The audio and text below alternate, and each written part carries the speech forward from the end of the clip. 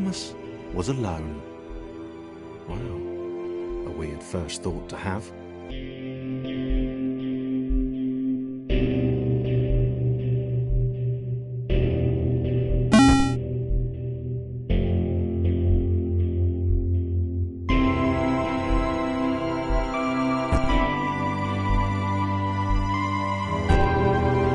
Thomas decided to start listing his observations for posterity. 1. The whole alone thing. 2. Portals. They led somewhere. He'd yet to work out where. 3. Falling. Thomas was absolutely fantastic at falling. He was almost as good at falling as he was at observing.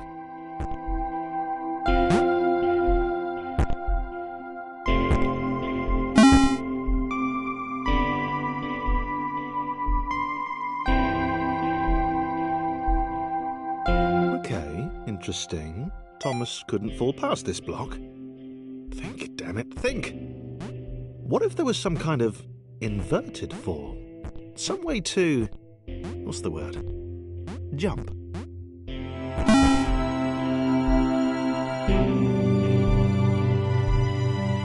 A big jump. But Thomas noted there was no real danger in missing it. The world didn't want him to fail here. It was pushing him. But...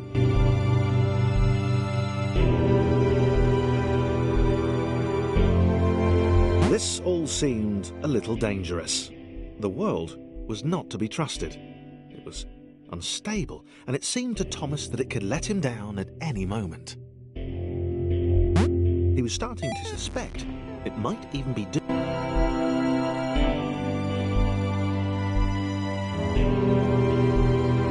This all seemed a little dangerous. The world was not to be trusted. It was unstable, and it seemed to Thomas that it could let him down at any moment. He was starting to suspect it might even be doing so on purpose. Nah, paranoia.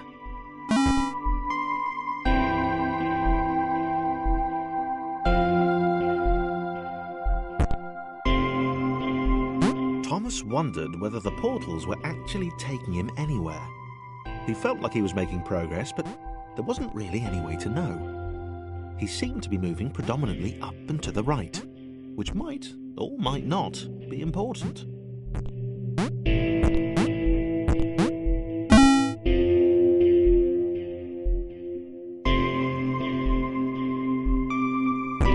It might have been paranoia again, but Thomas could have sworn the world was becoming more complicated.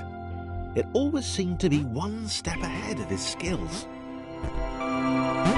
It had been designed just for him. He wondered why. Was the world testing him? No, too obvious.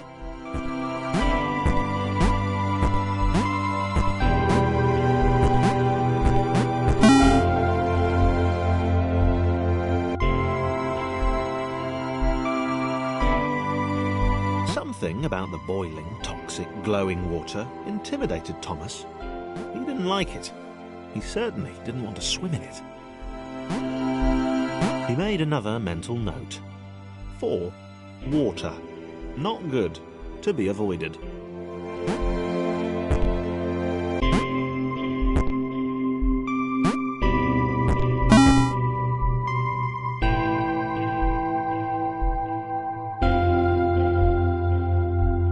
The loneliness was getting to Thomas. No amount of observation or obsessive note-taking could combat that.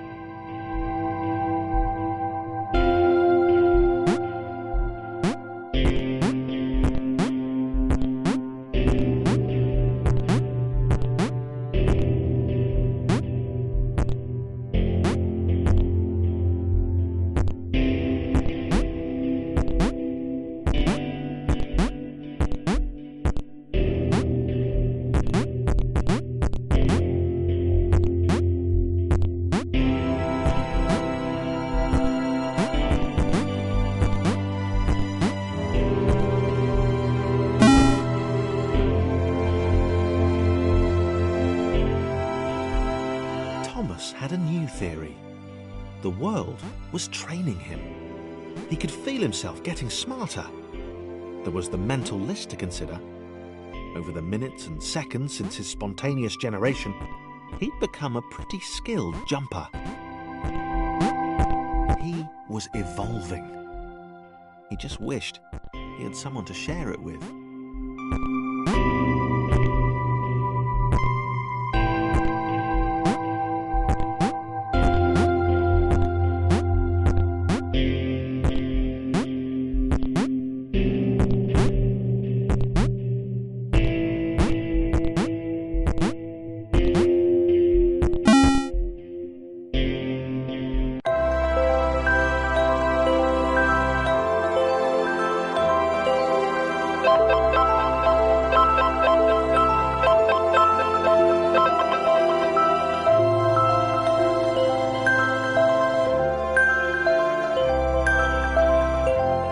Chris took an immediate and deep dislike to the skinny red rectangle. Who the hell did this Thomas think he was?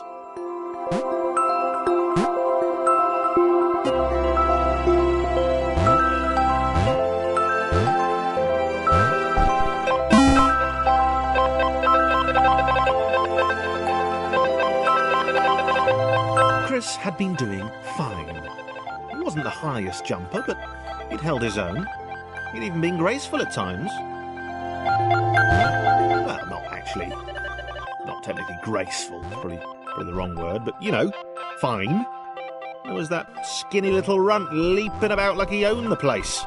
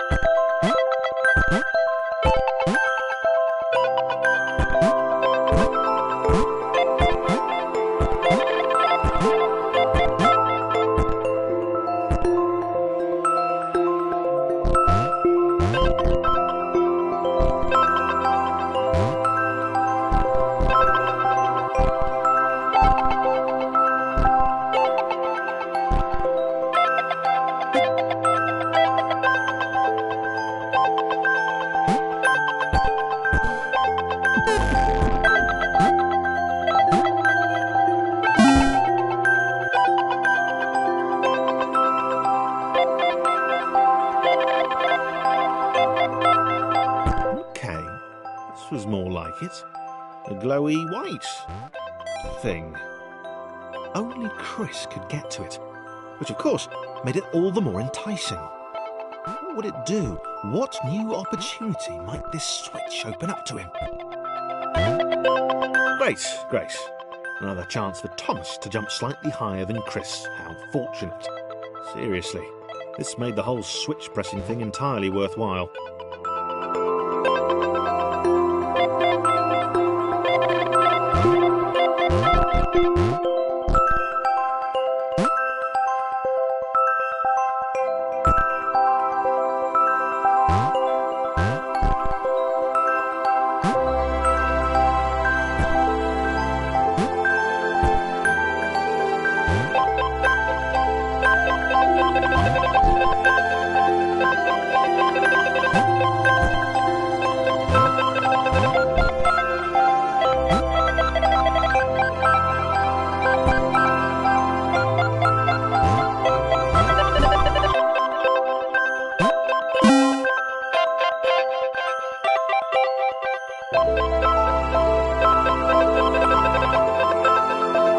Was this good?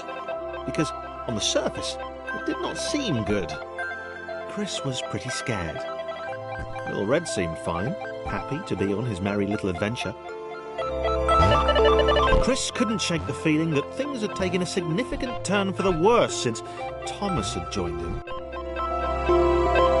Sure, he'd been able to piggyback his way to ever so slightly higher platforms, but where had that got him? Well, to ever so slightly higher platforms, which was sort of his point.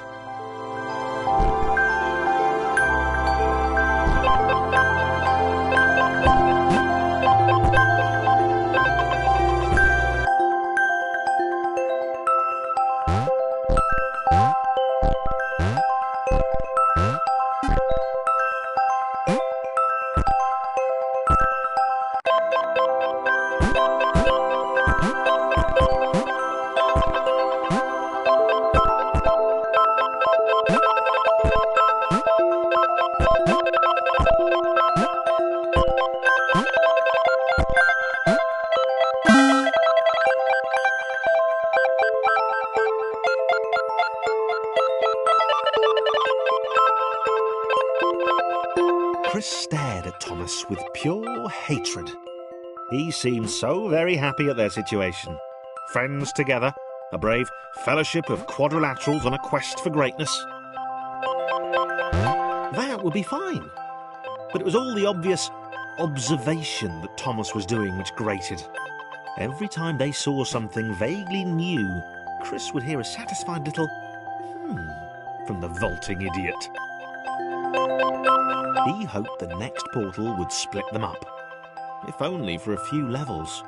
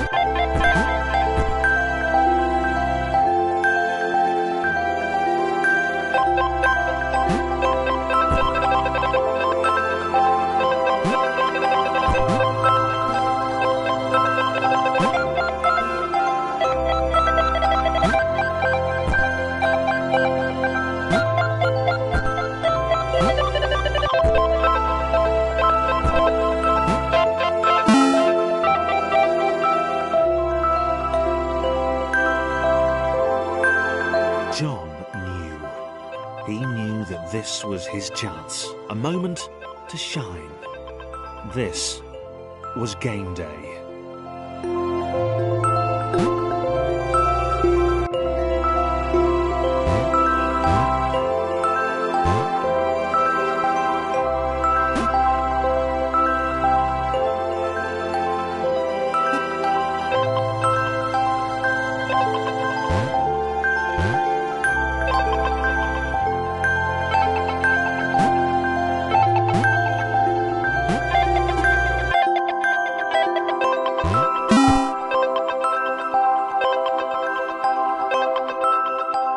This would not do. John needed room to show off his exceptional skills.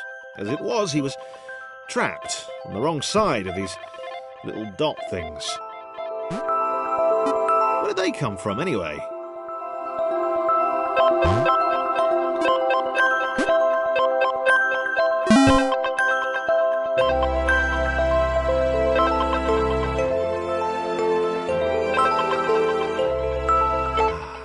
John inhaled the air of the open space, and it smelled of awesome.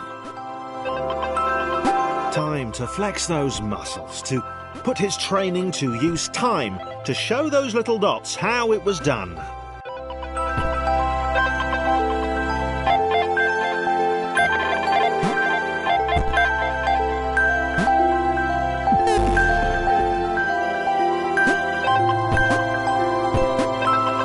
John decided to press the switch to let the little dots catch up with him. John cared for his new allies. You could tell from the sympathetic expression he'd practiced in the mirror all these years.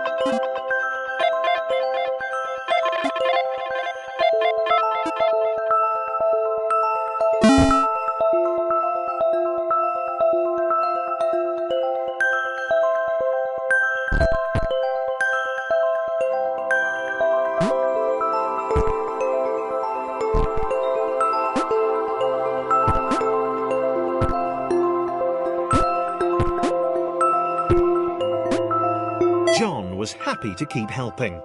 He felt it was important to his image that he was seen to help the little guys.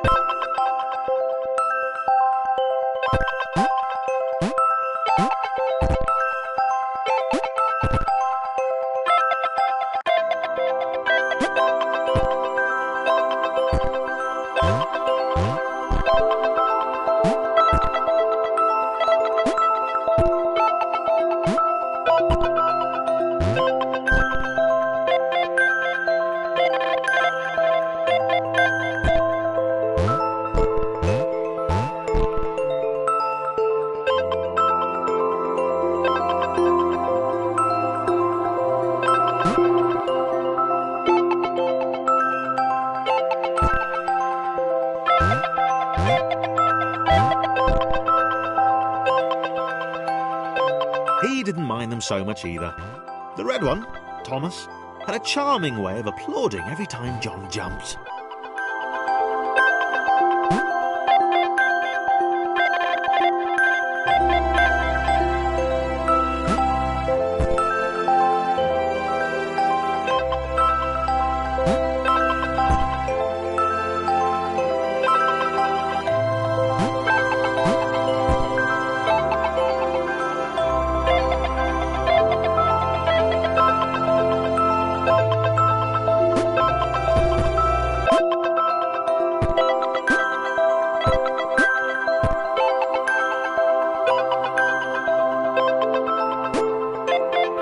The angry orange one was less immediately likeable, but his unremitting cynicism and tutting amused John.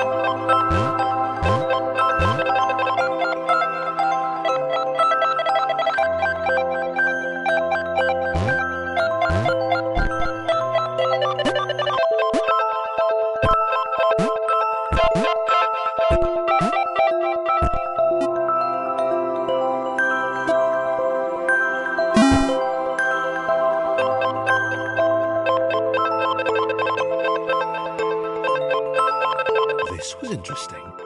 A floating target. This would require coordination, balance, and timing. John was sure the dots would be lost, but he was happy to guide them to triumph.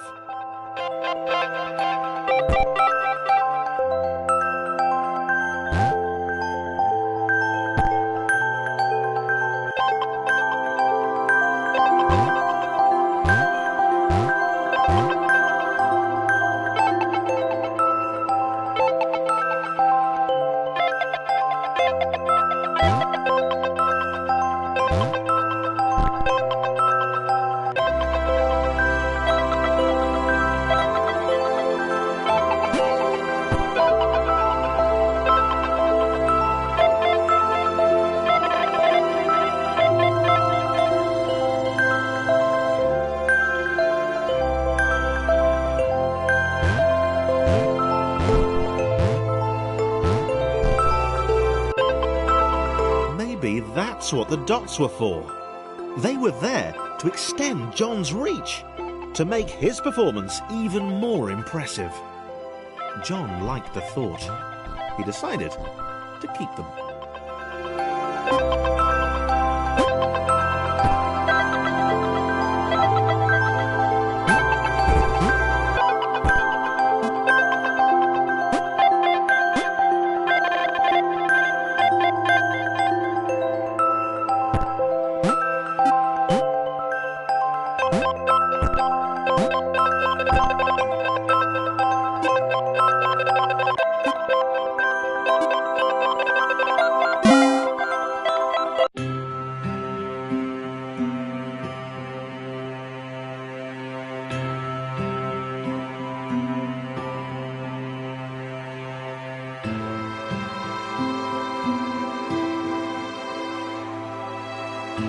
So, this was how Claire would die. She knew it would happen eventually. She was rubbish at jumping, and she moved slowly. She felt a little like her continued existence was breaking some kind of natural order. The crumbling pillar was a dramatic death, she supposed. Wait, what? Claire couldn't shake the feeling that she was not, in fact, dead. It was at that moment that Claire realised she had superpowers.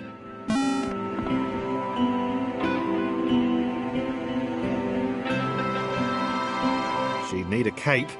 There was no getting around that. You couldn't be a superhero without a cape. Claire didn't want confusion. If you saw a cape, that made matters clear. You knew what you were dealing with. Claire was all about communication.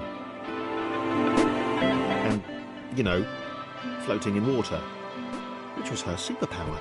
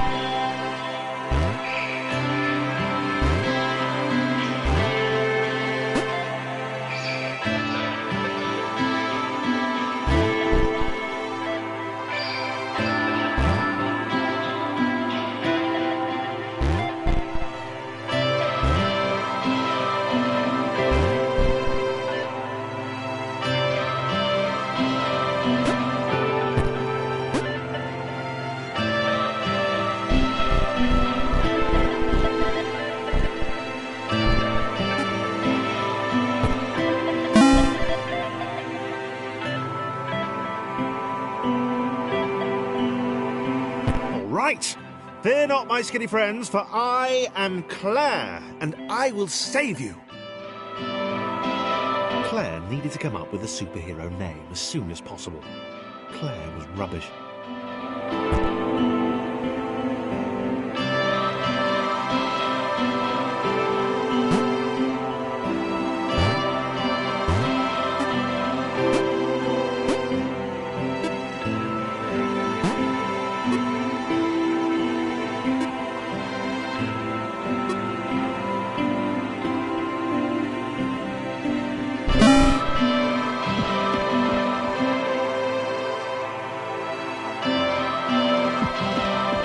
Arrived just in time, which was, of course, the perfect moment for superheroes to arrive.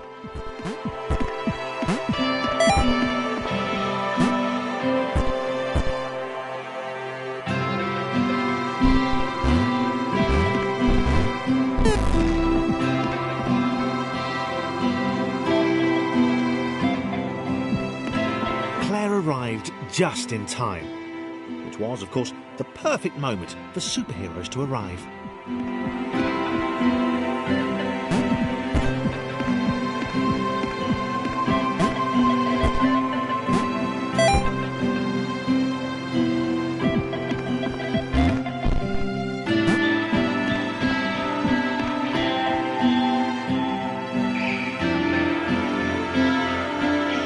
As the water began to rise, Claire vowed to save this little rectangle in as many restarts as it took.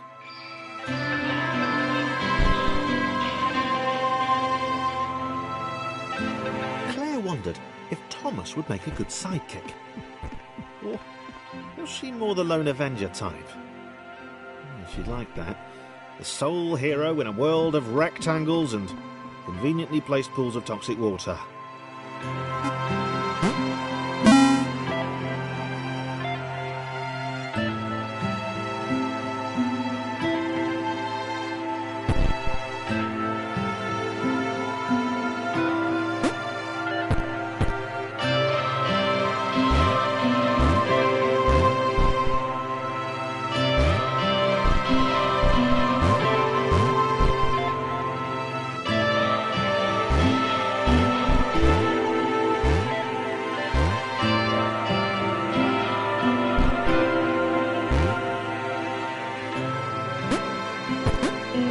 The others told Claire that staircases were a bit of a fixture here.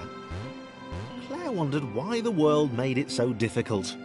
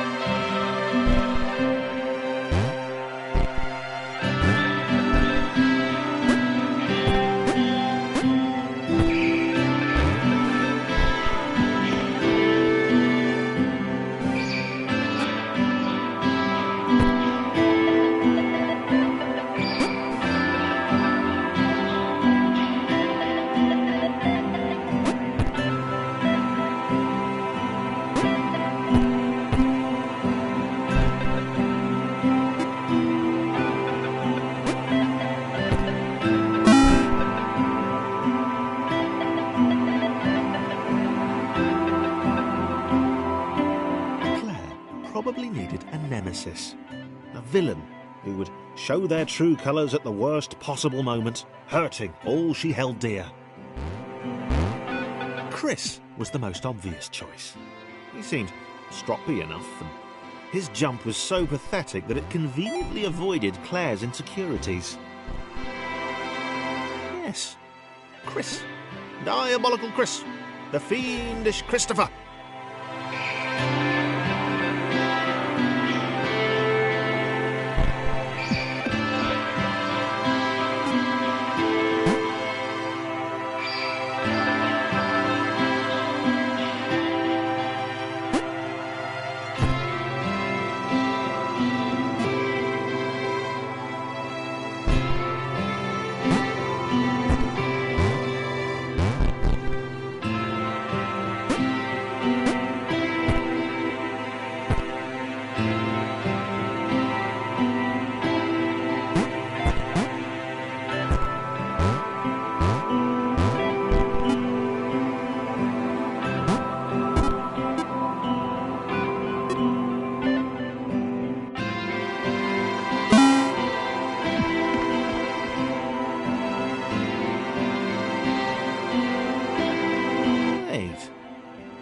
Where's Chris gone?